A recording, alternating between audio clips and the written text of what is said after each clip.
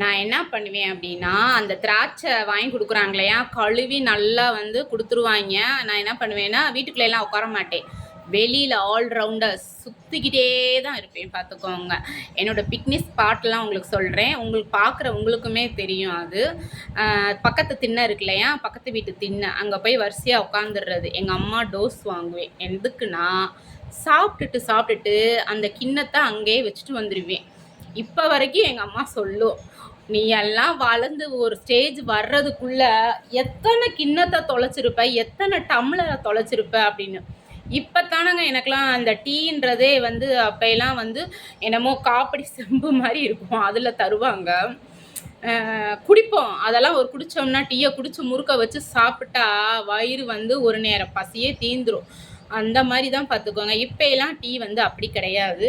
ஒரு குட்டி டம்ளர் தான், டம்ளர் இல்லை, இவ்வளோ ஒரு சின்ன டம்ளர் தான் பார்த்துக்கோங்க. அவள் குடித்தாலே போதும் அப்படின்னு நிறைய அவேர்னஸ் வந்துருச்சு.